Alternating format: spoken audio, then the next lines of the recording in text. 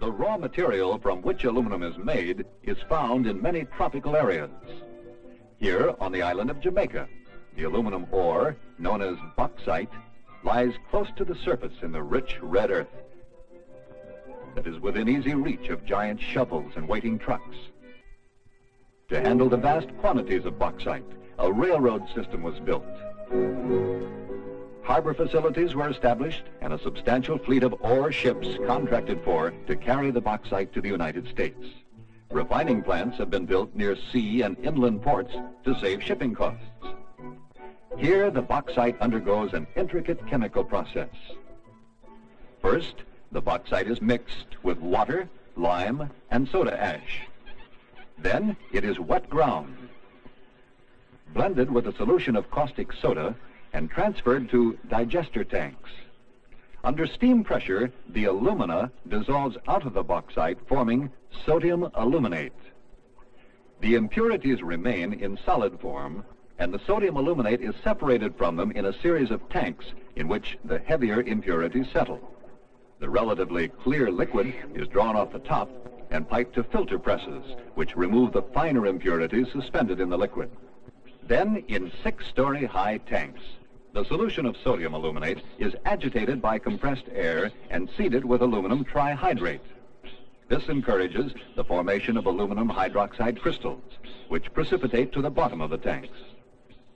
Next, the crystals are thoroughly washed and heated to 2,000-degree temperatures in long rotary kilns.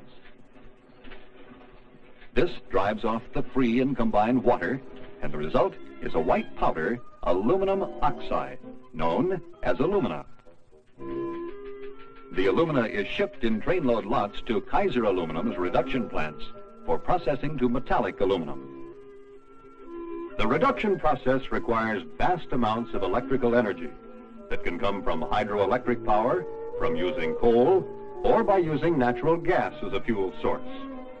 But regardless of the power source of electrical energy, the reduction process is the same. The alumina is put into an electrolytic bath of molten cryolite into which a carbon electrode is suspended. A molecule of alumina is made up of 3 atoms of oxygen holding fast to 2 atoms of metallic aluminum. Electrical energy frees the aluminum atoms from the oxygen atoms, and the molten aluminum sinks to the bottom of the bath. Periodically, the molten aluminum is siphoned from the pots, placed in holding furnaces, and poured into ingots. This primary aluminum, in the form of ingots, is shipped to customers either in pure or alloyed form. The fabricating process begins with alloyed blooms, which, after being reheated, are passed through the rolling mills. The blooms are subjected to millions of pounds of pressure to decrease their size and alter the molecular structure of the metal to increase its strength and durability.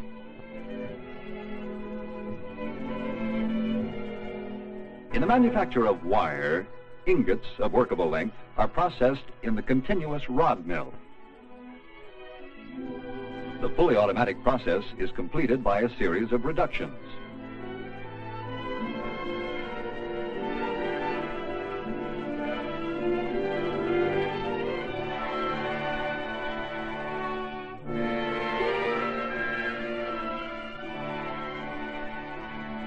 For customers who need wire of smaller size, the rod is fed into machines and pulled through a series of dies of decreasing diameter, which lengthen and reduce the metal by drawing until the desired size is obtained.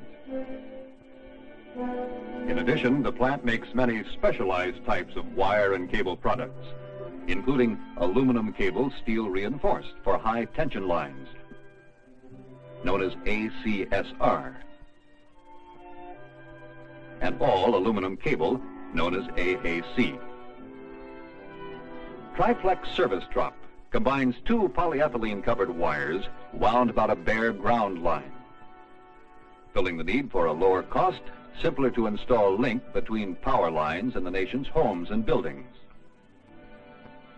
At modern extrusion plants, like this one located near Baltimore, Maryland, designs and shapes like these are extruded through dies. Experienced designers are available to customers to make dies that meet the most exacting specifications. The die makers know from long experience that the most careful execution of design is essential to properly control the flow of metal through the die.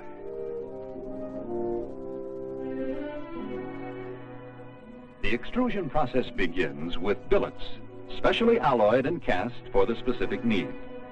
Pressure exerted by the extrusion press squeezes the workable metal through the die like toothpaste. In this case, forming an I-beam for a truck trailer chassis in one simple operation. The workability of aluminum and the simplicity of the extrusion process make possible almost numberless designs, including window frames, decorative molding, furniture tubing, storefronts, structural members for transportation equipment and buildings. Huge ingots are subjected to tremendous pressures in the rolling process.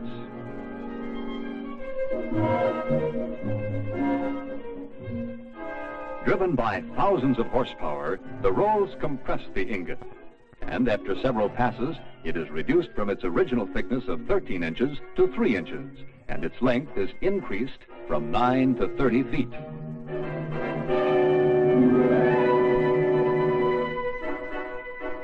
As the rolling process continues, the slab is reduced from 3 inches down to 7/8 of an inch in thickness, and its length is increased from 30 to 125 feet.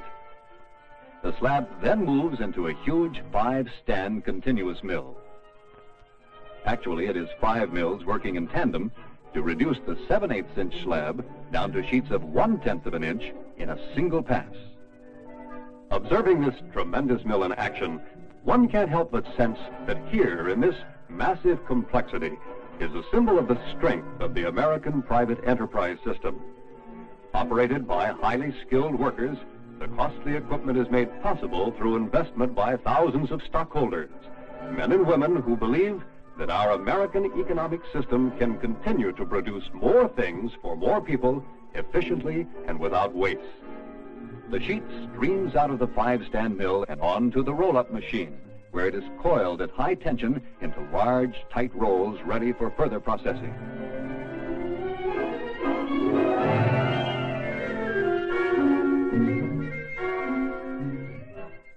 Some sheet is cut into circular sections to make washing machine tubs.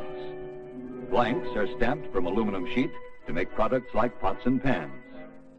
Some sheet may be slit into workable widths for fabricators of heat exchangers or refrigerator trays and liners.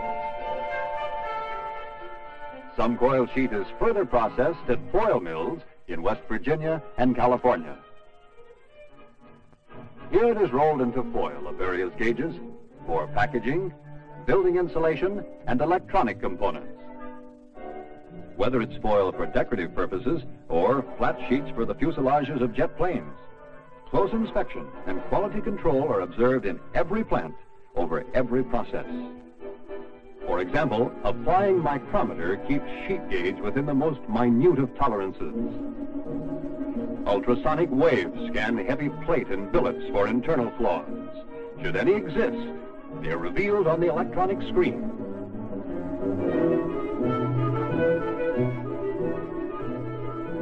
And the alloy content of the metal itself is analyzed by direct reading spectrograph, called a quantometer. These quality control procedures help sustain the high standards which fabricators and the public have always associated with aluminum products. Kaiser Aluminum works constantly with fabricators to solve technical problems and to develop new and better uses for aluminum, such as this tank to contain liquid hydrogen at minus 423 degrees Fahrenheit, which takes full advantage of aluminum's light weight, weldability, and increased strength under extreme cold. Agriculture has already benefited from new aluminum products. Rolling stock made of this light, durable metal helps railroads to increase payloads and cut maintenance costs. In the construction industry, glass fiber wall panels sandwiched between 2 sheets of aluminum give 3 times the insulation of 8 inches of masonry. Lightweight, strong, corrosion-resistant culverts are an example of aluminum's contribution to modern highway construction. Aluminum engine blocks are being used in the automotive industry as well as an aluminum wheel and brake drum cast in one piece. Not only will aluminum continue to improve and replace existing components in the automobile industry, it is certain to find more uses in all our daily lives.